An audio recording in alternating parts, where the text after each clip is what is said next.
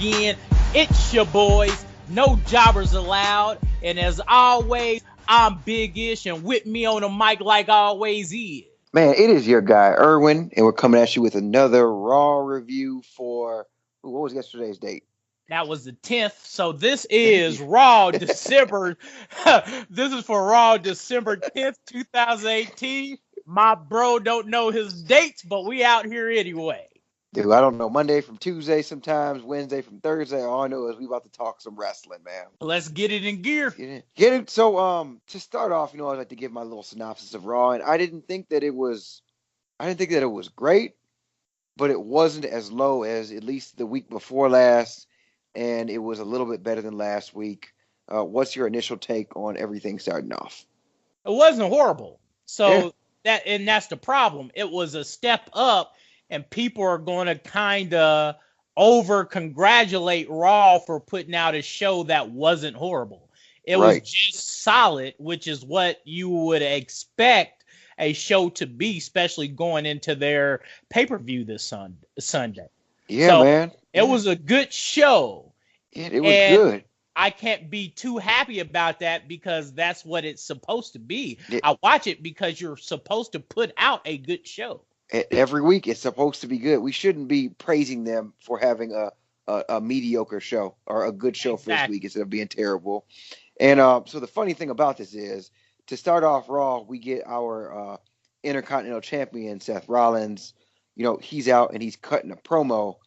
And a lot of this promo, man, let me give it its right due. So Seth Rollins is out saying that, he wants to beat Dean Ambrose. They do the whole burn it down. Like his theme music said burn it down like extra times, right? Like, yeah, it was. Yeah. I was like, okay, I guess he's going to say burn it down. Yeah, that was what he was supposed to do. But Rollins calls out the general manager-elect, Baron Corbin, proceeds to cut a promo on him, man, talking about how Raw sucked under Corbin's leadership, sucked every week. He went in, man. I'm going to let you elaborate on this a little bit more, because I feel like you can give it the brevity and the gravity that it really needs, man.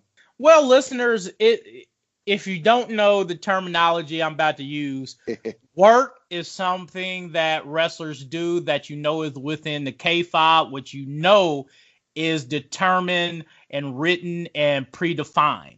A shoot is something that in the wrestling business is quote unquote real, or it happens without being predefined or written. So people are thinking of this as a shoot promo, and it was not. It was a shoot done as a work, meaning it comes off as real or as Seth really shitting on the company, and he wasn't doing that. This was written for him.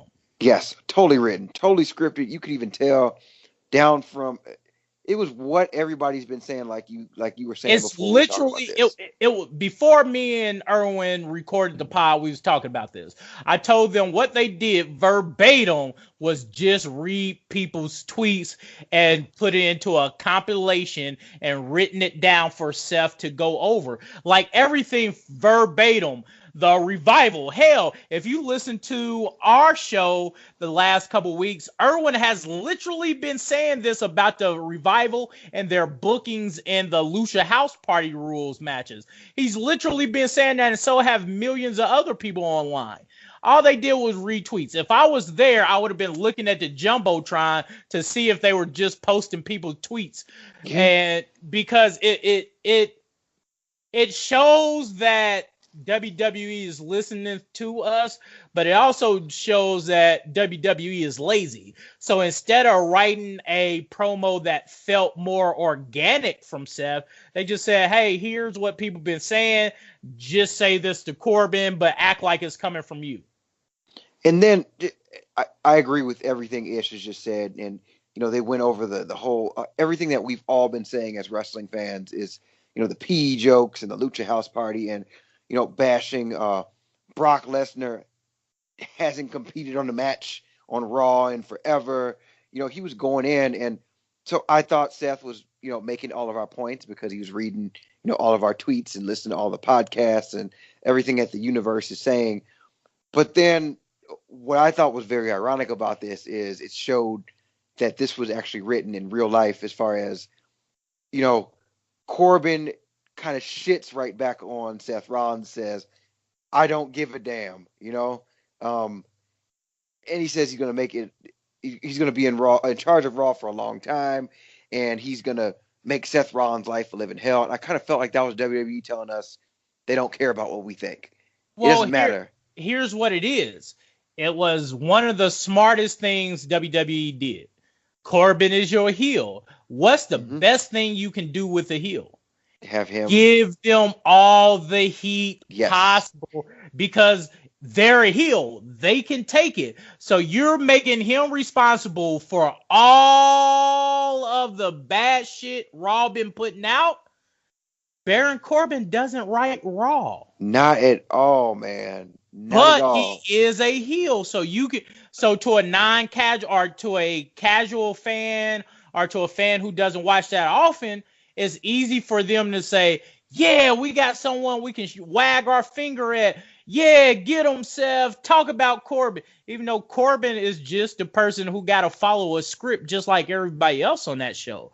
Somebody has to write them scripts. But not only someone has to write them, but someone has to approve them. And that's not Baron Corbin. So I thought it was smart that WWE is doing a little switcheroo, giving you a bad guy, or a fall guy, really. They giving you a fall guy in Baron Corbin, and Baron Corbin is a good enough heel where he can take all this heat. I liked it. It's kind of like the WWE saying, we're shitting on you. We're shitting on your guy, Seth Rollins. We don't care. Seth Rollins is us. He's representing us as the WWE universe and the champion that we want. Baron Corbin is the evil WWE, and this ends up with them booking a TLC match for tonight. Baron Corbin versus Seth Rollins for the Intercontinental title, which is one of the most heel things that you can do, is put yourself as the authority figure in line for a title match. I loved a lot of what was going on in this promo. What was your overall take on this? We'll spend a couple more minutes on it. So what I feel about it, bro, is this. Come Sunday, Baron Corbin isn't going to be acting general manager by next Monday. It's just not going to happen. And here's why they're smart. Because now you gave Corbin all this heat for the reason of why Raw has been bad. Well, Monday when it's bad, who are you going to blame? So when you don't have anyone to point the finger at what you're going to do, WWE played this so brilliantly. What you're going to do is you're going to go, well, give WWE a chance. It's not going to be that bad anymore. Like, it might be bad now, but they're just trying to figure out some things. They're trying to do this and that. I believe it's going to be Alexa Bliss. They're going to say, give Alexa a chance and let her get over these few humps. They effectively gave themselves more room to put out terrible shows. I like where you put that. I didn't look that far into it, to be honest, just because I don't know if that whole Braun Strowman thing is still going to happen on Sunday. I don't know how that's going to play out, just because I've been hearing some rumors that he's still actually legitimately injured. And I was going to kind of save that for our prediction show. That's what I'm saying. That's why I didn't tell you how he wasn't going to be manager. I like this. But he's not going to be GM after Sunday, and I believe Alexa Bliss is. And the best thing about having the heel take all your heat, you move him out of sight, out of mind, and that heat for casual fans is also out of sight, out of mind, which gives WWE more room to put out bad shows. And the universe, the casual fans in the universe are going to go, hey, well, just give them a chance. They're trying to do good. Look at this past Monday. They know how to put out good shows, but they're not. They're going to put out bad shows again. Well, I'm not going to wish or pray for that. I'm just going to hope. I'm going to hope you're wrong. I'm going to hope you're wrong, Ish. I hope I'm wrong, too. But I'm going to hope you're wrong, but I have no faith in WWE right now. I don't have anything for the red brand. No hope for. Yeah. Let me rephrase that. I got great hopes for NXT. Great hopes for SmackDown, but the red brand has been consistently let me down, as you could tell in our Raw Review podcast. All right. Yeah. So, Let's finally move on from that first segment because that was all Yeah. just one segment. We put a lot in that one. So Yeah, we did. It was a good one. It needed that. WWE put a lot into it. We put a lot into it too. The next we get a 2-on-3 handicap match for the Raw Tag Team titles. We've got Chad Gable and Bobby Roode versus the Authors of Pain and Drake Maverick. This ended with Bobby Roode and Chad Gable winning the tag team titles, but Bobby Roode pinned Drake Maverick for the win, which in my mind makes this not legitimate because he's not part of AOP. It's AOP with Drake Maverick. Like, it's not even like the New Day is all three of, Xavier Woods, Kofi Kingston, and damn, why am I blanking right now? Big E Langston. Big E Langston. Why couldn't I think of what Big E's name was? My bad, Big E. All three of them are the New Day. The Lucha House Party. They're all three the Lucha House Party. This is AOP with Drake Maverick. How the hell can he make them lose the titles? Only if they're going to kick him out of the group. Like, I don't even know what to think about this. What do you think? But I mean, they won, dog. What more do you want? You've been talking about how Bobby Roode and Gables deserve a chance to really kickstart the tag division on Raw, and they got it now. Irregardless of how they got them now, and it's time for them to do work. Unlike you, I never really cared for the AOP as champions. Now, as good workers, yeah. Champions, no. At least not yet. But I believe now with Bobby Roode and Gable legitimizing the tag division again, I believe now it gives AOP a chance to work up and take the titles. Remember, they took the titles from Seth Rollins in a 2-on-1, basically, in the same fashion, almost. So this is just kind of happy irony for me. And like, it is what it is. Like I said, it gives the titles to two people I think will really, really, really jumpstart the tag division on Raw. And I agree with you a lot on that. But my thing is, are they going to kick Drake Maverick out of the AOP now? Is he done? Like, the only way that this makes sense to me is if AOP beats up Drake Maverick. They give him all the power bomb, the neck breaker thing. They give him all that, and they say he's not our manager anymore, and they go on without him. If they still come out next week and he's still their mouthpiece and he's still the one talking for him, I think this is stupid. I think it just does not make any sense how they lost it that way.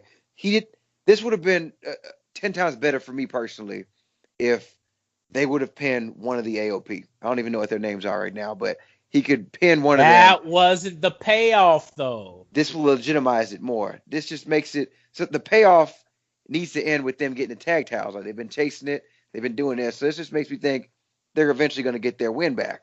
Who knows? They might. They haven't been booking the tag team division on Raw really well anyway. No. So like I said, at least this gives them an out. Hey, let's get it on two people we think can revolutionize the tag division right now on Raw. That's Gables and Roode. That means, and now you get something with the Revival. Like, hey, now the Revival actually got a 2-man team to go against, make some feuds, because you don't just say the Revival name if you're not going to use the Revival. So, like I said, man, it's just one of those things. I didn't have a problem with it because it gave Bobby the victory over Drew Maverick.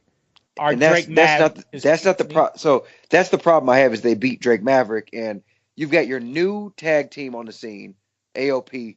Watch them at NXT. They were great. They were awesome. They were killing people. They were having 5-star matches without Drake Maverick there. They had a different manager. So you got this new tag team, and you got them losing their titles by getting Drake Maverick pinned.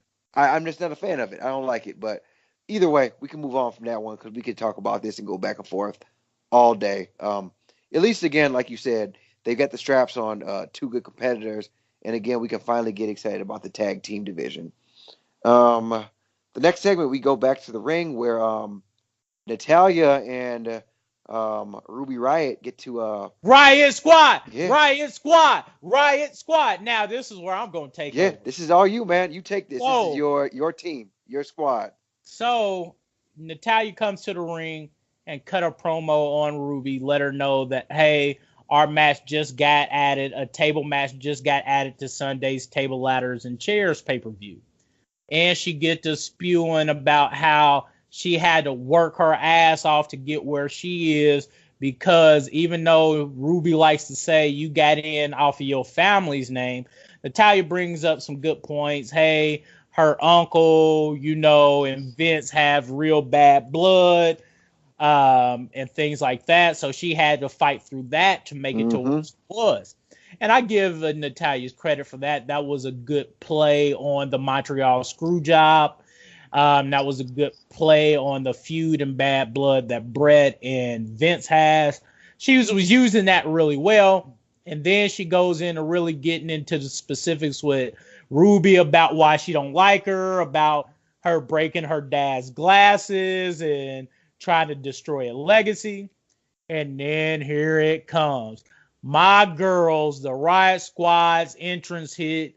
And then out come Ruby Riott, Sarah Logan, and Liv Morgan with a table, just like they did last week, but this time it's covered with a cloth.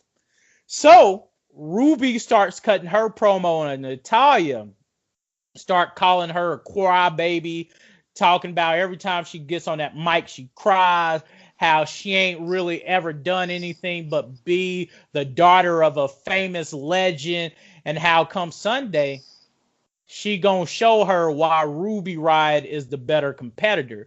And then they uncloth the table. And on that table is what, Chris? Man, dude, it's the Anvil, man. It's a large photo of Jim the Anvil Neidhart, Natalya's late father. And that was just beautiful because Thank you. Ruby tells her that come Sunday, I know you and your father was close in life, but you're going to be even closer after I put you through this table of him. Dude. And that was just beautiful. That was magic, man. That's Attitude Era level shit. That's some stuff that you say when you know you mad at somebody. Oh, man. It makes you believe the heel is a bad person. Heels are not supposed to be nice people. She told my girl, her and her daddy will be closer when she puts you through this table. Like, that is, oof. That was some fire right there, man. And that was some good bit of writing for someone who knows how this is supposed to be done. And then, but we got to talk about what I didn't like. Mm-hmm. I looked on Twitter and people were condemning this. People were like, oh, why are you using WWE using a dead person angle again? WWE, you couldn't think of nothing better than this to drive the story and drive the angle. WWE, shut up! This was perfect. No, they couldn't think of anything else. Guys, these are the same people that swear up and down they loved all the 90s wrestling throughout. And y'all couldn't have, if this is what turns you off or turns you away from the WWE, you could not have liked the WWF. You couldn't have, because they were a lot raunchier. They were a lot more tasteless. I guess I shouldn't say tasteless, but I guess speaking from their standpoint, this angle is tasteless. If you thought this was tasteless, there's no way you could have enjoyed 90s wrestling or early 2000s. No way. During the Attitude Era, we got to see a man assault a woman at least once a week. Honestly, we got to see violence on women every single week. Every single week. We were just watching, rewatching TLC 1, What Happened to Lita. Ed speared her. Almost broke her skull on a ladder. That was cool. Everybody cheered. Then don't forget TLC 2, the Dudleys 3D'd her. 3D'd a woman through a table. 3D'd her. And that's not even the point. They talk about using a dead wrestler or a dead person to drive an angle. And obviously, Natalya had to green light this. She had to say, I'm okay with this. I'm fine with this. But my big thing is, did y'all not watch early 90s, early 2000, or late 90s, early 2000s? The big boss man came to Big Show's daddy's funeral and drove away with the casket. He was riding on the back of it. Are you kidding me? Big Show had to jump on his daddy casket. Like, really? Y'all can't keep telling me y'all love the product back then, and when you see vestiges of it now, are them trying to bring up some of it now y'all hate it. And I get y'all have growth from when you was a child to now, and your taste might have changed and all that good shit. But y'all always say how much y'all love the old school stuff. And this was pretty old school. I say it's pretty tamed compared to what they used to do. Dude, it's definitely, back in the Attitude Era or back in that early 2000s, even mid-2000s, you'd be like, bitch, I'm going to lay you on top of your dead daddy's grit. Something more harsh. Like, she would have actually been able to use her words with this one. But I have no problem with this. I loved everything that I saw here. A great bit of sports entertainment through this. I liked it, though. I liked it. I like this energy we come with. This just shows genuine love for wrestling. Continue on. We get the Drew McIntyre versus Dolph Ziggler. What did you think about this match? I want to hear your take on this. It was a good match. What do I always say about Dolph Ziggler? Dude, if you get a match with Dolph Ziggler, it is going to be good. Rather, if you want to see that match or not is a totally different question. Dude, and of course, he'll get stale a little bit, but all of his stuff is good. This ended where Drew McIntyre kicked the shit out of him with the Claymore kick. Like, that has to be the most devastating move in WWE. I can't think of one more thing that's more devastating. I can't think of anything else. If you could think of something, I would love to hear that. It's so devastating. I can't, not off the top of my head, just because I love the Claymore kick a lot. So I got a bias to it. So I can't think of anything off the top of my head that I would put over the Claymore kick. And then another thing is, like, I think we called this out on maybe Evolution or something, like, or at NXT. Everybody's using knees nowadays. It's always knee. Mandy Rose has a knee. Fucking Asuka has a knee. Finn Balor, The Miz. Everybody uses knees. Yeah. I guess Finn Balor had that missile drop kick. He does. Oh, I love that. That's one of my favorite moves, man. Remember, he just used it to help Dolph win last week. Yep. But with all these people using what I call like projectile moves, like projectile strikes, they're diving towards something, they're striking, somebody as big as Drew McIntyre.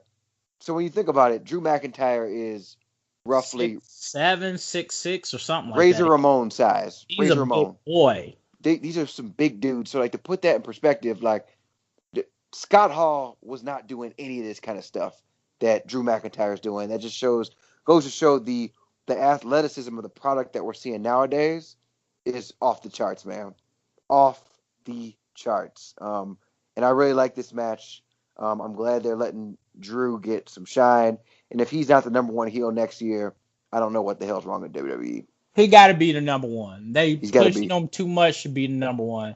And like I said, even if I don't want to see a Dolph Ziggler match, I'm going to watch a Dolph Ziggler match. It may not be the match I wanted, but I know it's going to be a good one.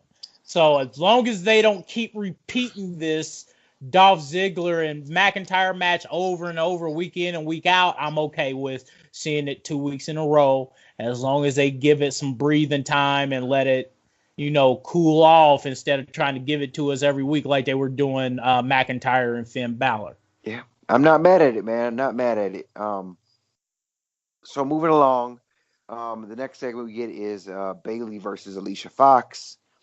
And this really seems like it was just there to kind of hype the Mixed Match Challenge. Yep. It looks like Apollo Crews is Bayley's new partner. Yep. Because he's out there because Finn Balor's injured. And there was a spot that Ishmael's going to talk about. What was the big spot of this match? So the best spot to this match, because it was really just a good filler match to break the segment, the first half of Raw, going into the second half of Raw, you needed a kind of little break, for people who may be doing something else or had changed the channel, something that you don't expect people to wanted to have watched. So, the favorite spot to this match, though, the biggest spot was after when Apollo Crews came out to help Bayley when the Singh brothers interfered, was on the side when he was going against the Singh brothers in Mahal. Sasha stops him and asks him to pick her up and throw her at Mahal and the Singh brothers. As you know, that's one of Apollo Crews' moves. He'll pick someone up straight up and just lift them over his head and toss them. So Sasha asked him to do that and throw her at the Mahal and Singh brothers. It was a pretty good spot. It was the best spot to the match. And then I believe Bayley won with her patented Bayley to belly suplex. Yep. And that was the end of that match. And that was just to get you ready and interested into watching a mixed tag team challenge match that came on tonight. Yeah, and it's giving Apollo Crews something to do, man. Finally, I know as much as I've been kind of ragging a little bit on the mixed match challenge, it seems like it's giving some guys some stuff to do that wouldn't be doing anything else. So hopefully Apollo could do some more. He's been around a lot. Like, he helped out the Faces last week, or he helped out Finn Balor. So hopefully they can get him on TV and showcase a lot of the talent that he's got going on. Was it on Twitter that I saw the other day? No, it was on Instagram where Bobby Lashley put up I've seen that. An Instagram post talking about if he had one tag team member, or if he was going to be in the tag team division, he'd pick Apollo Crews. I think what we're saying, man, we already called this shit. We called it. One step closer to the anti-New Day. I told you. All you need is Bobby, Apollo, and Titus, and you got the anti-New Day. Dude, WWE must be listening to our podcast, man, because we talked about this in length, in depth. They must be reading our tweets or reading our texts or something, because it's coming to fruition. But fun and games aside, with the mixed match challenge stuff, we go to a backstage segment with Charlie Caruso and Dean Ambrose. I don't even want to speak about this one too long. It wasn't good. It wasn't good. Even when you write poor promos for Dean, he typically can get the best out of him just because of how good he is within his character. But I didn't get that this week. It just wasn't that great this week. I didn't like it, man. It was a lot of the same old stuff about him being crazy and them pulling on our heartstrings with the Roman Reigns stuff. I just didn't like it. That's all I got to say about it. It wasn't good. It wasn't good, and that's a shame to say, because typically I don't say that about Dean promos, but this one wasn't good. No, not at all. We'll go on to something better, where we had Elias do his normal Elias shtick, talking about Bobby Lashley. This leads up to since he smashed a guitar on the back of Lio Rush last week, this would lead up to a match between Lio Rush versus Elias. And I thought, maybe I'm biased, but I thought this was magic, man. What was your initial thoughts on this? So I had just tweeted earlier in the night that Drake Maverick getting to compete with AOP on the main show, Lio Rush should get the same opportunity to compete on the main show. And to my surprise, like 10 minutes after hitting tweet, Lio Rush gets to take on Elias. So I was very happy, and that match was actually pretty entertaining. You of course you're not expecting Lio to beat a guy the size of Elias straight out. So to make it as entertaining as he did was very good. I enjoyed it, and they even had Heath Slater, man. Heath Slater was the referee. Yes, he was. Talk about some continuity, man. I like the fact that they're having him actually do something. So props, we got Apollo Crews and Heath Slater actually doing some stuff, which was really good. This match ended with with Lio Rush being the winner. I'm a fan of all this stuff that happened. Lashley grabbed the guitar and smashed Elias over the back with it. He helps Rush get back in the ring. I loved everything about this. But you got to talk about why. It's the Heath Slater angle. So because he's a ref and he's at the beck and call of Baron Corbin, instead of disqualifying Lio Rush because of Bobby Lashley interference, he didn't disqualify him. He didn't ring the bell. So Bobby Lashley got to smash Elias' guitar over Elias's back and then allow Lio Rush to get the cover. And Bobby Lashley made Heath Slater give him the 3 count. Yep, this is true. I did kind of skip over that. That's a very important part of it. It just shows more continuity with Heath Slater scared to disqualify Baron Corbin's friends or Baron Corbin's cronies. And they've actually linked this together actually pretty well. This whole Drew McIntyre, Bobby Lashley, Baron Corbin, and now adding more continuity with it with Heath Slater. It was good. Yeah. Yep. So the next segment we have is the Alexa Bliss moderating Nia Jax and Ronda Rousey. Is it a face-off, I should say? It was face-off. I guess it was segmented as a one-on-one. I don't know. I don't panel shits that Alexa Bliss has been doing the past 3 weeks. I don't know. I don't care. Let's just run through this part as fast as possible. Dude, well, this shit was dumb. It had Tamina out there again, which, man, again, as much as we want to run through this quickly, I don't like Tamina this much, and she's on TV this much, and she didn't really have much to do with anything in the beginning. Oh, man, I'm just getting so frustrated with this. Either way, Nia Jax says what she wants to. She goes on again talking about that right hand, putting Becky down, and then she screams into the mic again, Ishmael. Why does she do this? I don't know, man.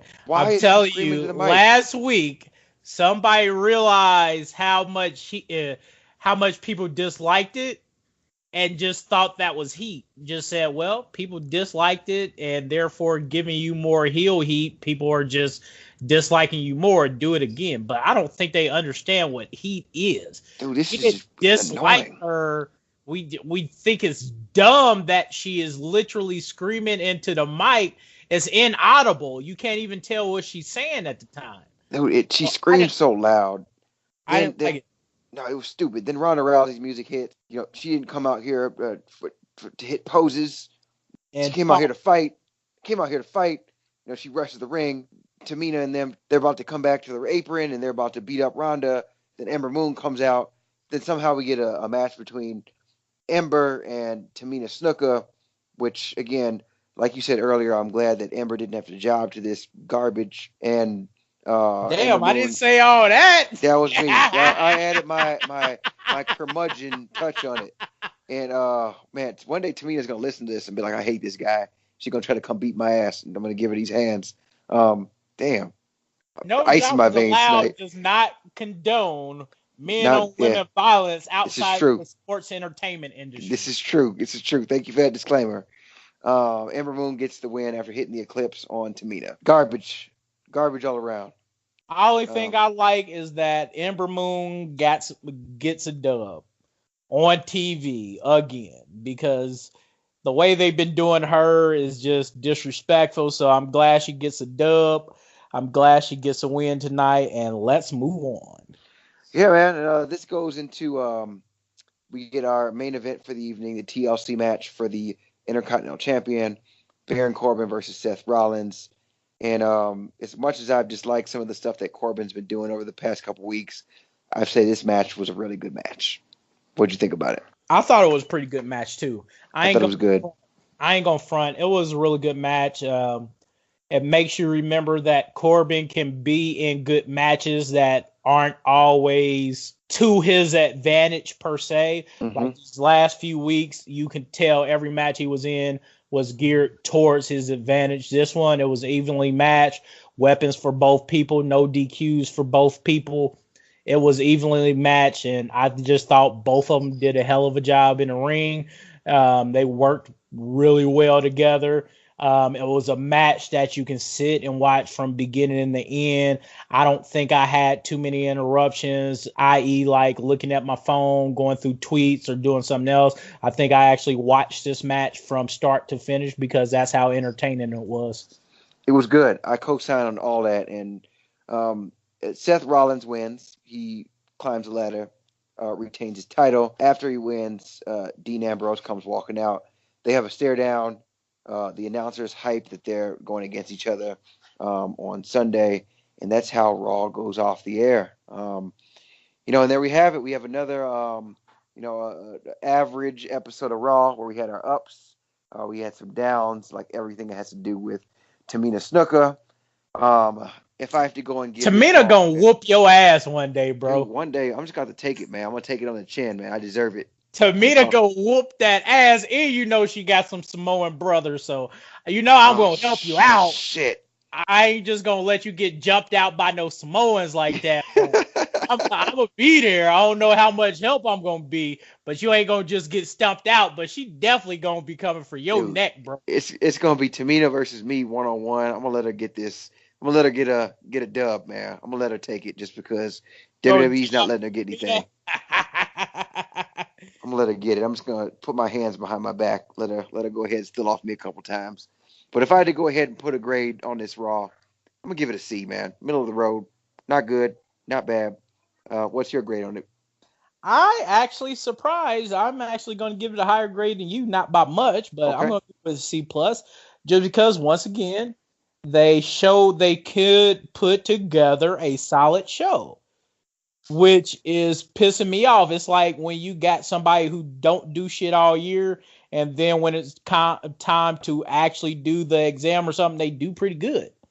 Yeah, but man. Still get a C+ because they didn't do shit else the rest of the year. So I'm giving them C+ because they did show they could do a good show, a solid show, one that does not stink. And so they get a C+ for that because it was a C+ show. And it had continuity, man. The whole Heath Slater thing, and they added that together. Sense. It all made sense, except for having Tamina Snuka on TV in a match. Swear to God. Like, are you trying to get her to stuff a mud hole in your ass, bro? Dude, if Tamina listens to this one day and she comes to my door and wants to punch me in the face, I think that No Jobbers Allowed can be considered super successful after that. At that moment, we get superstar heat. We get everything. We are officially in the major league of podcasts. All right, man. As long as you got the vision, I'm gonna roll with it, bro. I'm ready for it, man. And that looks like that's it for our Raw review. You got anything else for the people? You know what it is, bro. I ain't got nothing else. So, as always, it's been your boys. No Jobbers Allowed. And like always, it's being Big Ish. And with me on the mic was... Man, it is your guy, Irwin. And we out. We out. Listen to this music.